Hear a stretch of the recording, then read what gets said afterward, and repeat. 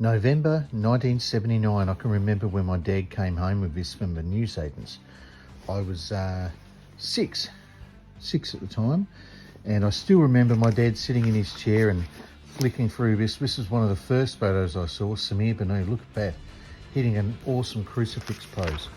Now these are the kind of physiques that greeted you when you opened the bodybuilding magazines when I was little, and even at that young age I marvelled at just how incredible they were. Notice something here. This is part of a chest workout, but all the old timers included pullovers to really work the rib cage and deepen what they called the rib box. Look, you had Mensa, all the old equipment advertisements, Dennis Tinerino, Bill Grant. The physiques were just on a different level back then. They weren't as big, but they just had this real great aesthetic quality to them.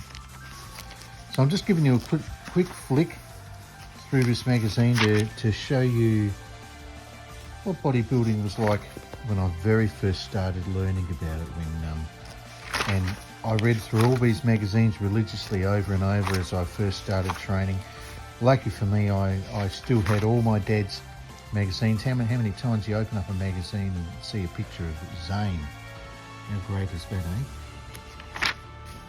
So, you know, this is my exposure to bodybuilding, and this is why I really appreciate the more proportionate aesthetic side of bodybuilding, the artistic side of bodybuilding.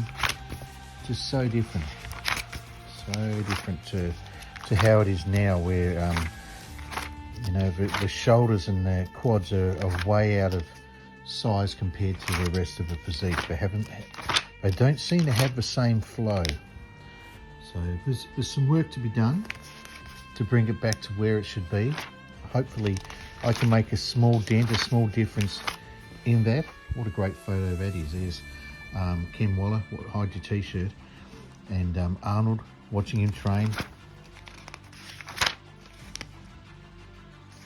Training problems. Ask Mike Mensa for training advice. Interestingly, some people reckon Joe Weider wrote all those advice columns and just put the person's name at the top. You wouldn't know with Joe. You wouldn't know.